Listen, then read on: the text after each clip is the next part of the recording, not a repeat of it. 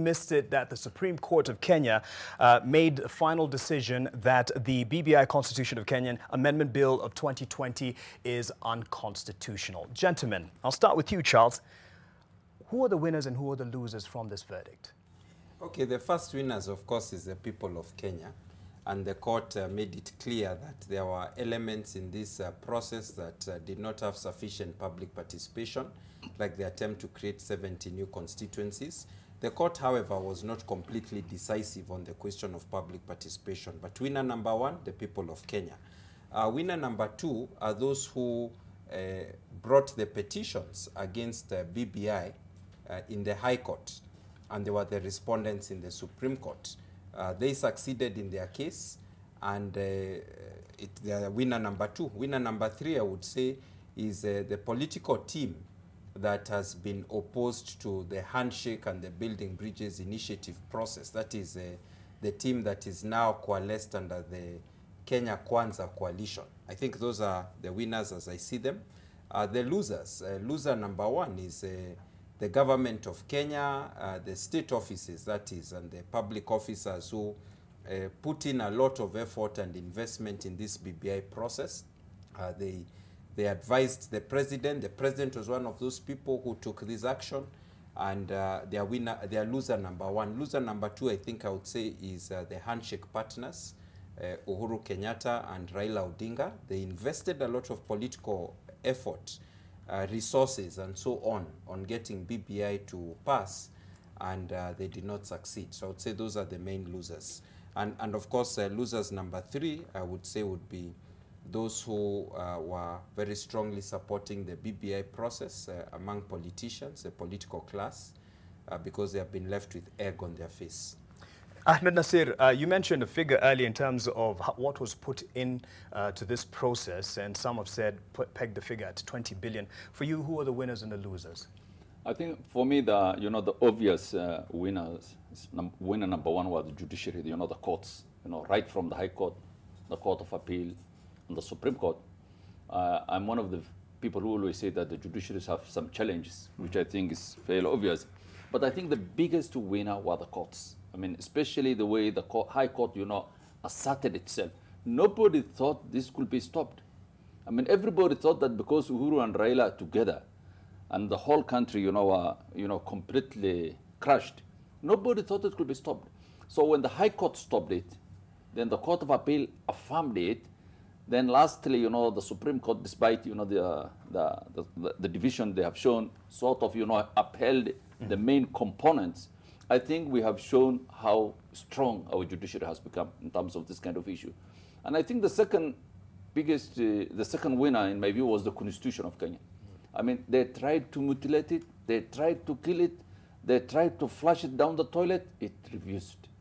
That resistance by the Constitution clearly showed that the architecture of the Constitution we established in 2010 could still withhold these political earthquakes, the political class unleashed.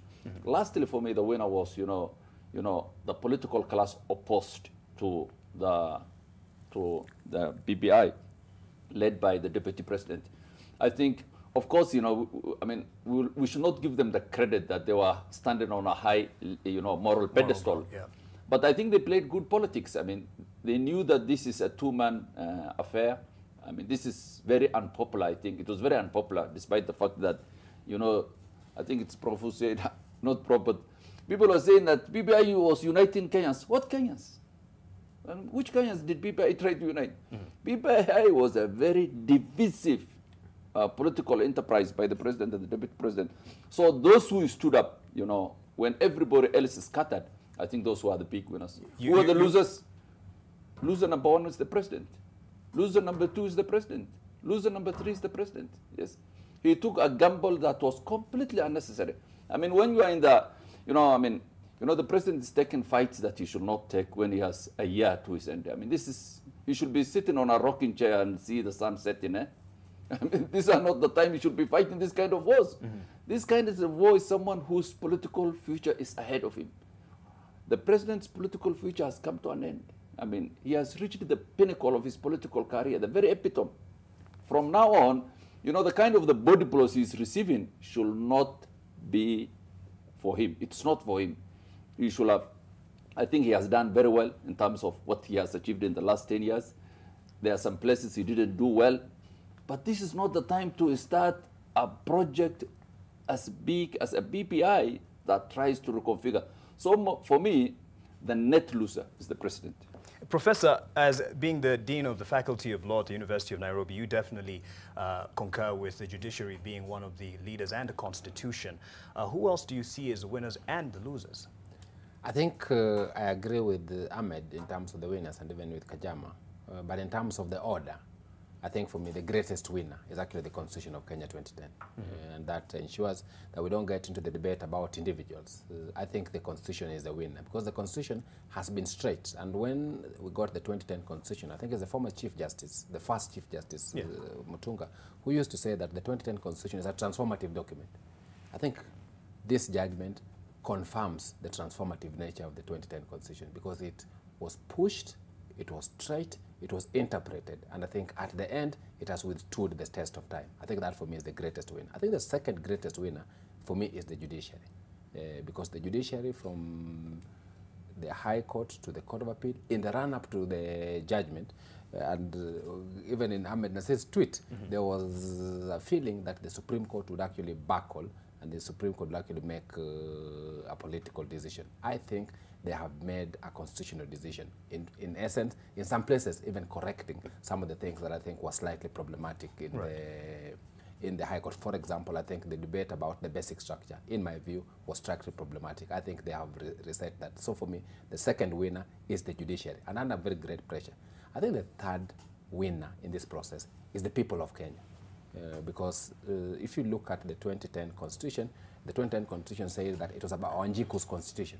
I think this process demonstrates the place of Wanjiku. And I think one of the greatest examples is to see ordinary citizens coming to court to argue on their own, not getting a benefit to argue for them. I think you remember Aluchier having argued for, I think for me that was fundamental. The last one to demonstrate that is, I think, a group that we don't talk about. I think civil society and civil society groups and their place. Because a lot of the time people say, no, civil society have no place. But if you remember this process, the people who started the opposition to BBI were not the politicians.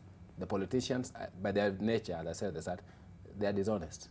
So they take convenient positions. But I think if you look at Linda Katiba, if you look at Ikala Ngelei, all the way from Turkana, I think people who actually stood for the constitution. So the people of Kenya are the greatest. The losers, in my view, number one loser definitely is the government. I think the government loses in many instances. The government loses from the president, the government loses from the legal advice, because it is strange how you can make some elementary mistakes. We can argue about several others, but I think for me, one of the elementary mistakes that stood out, you can't purport to create 70 new constituencies in the manner that the BBI bill was saying about it. The rest, you can argue about the rest, but that was Constitution 101. So to have that kind of Constitution 101 mistake being happening, I think the legal people are the next loser. The third loser, in my view, are the political class that put their eggs in the BBI train, taking them to a certain destination. I think that for me is the greatest loser in the entire process.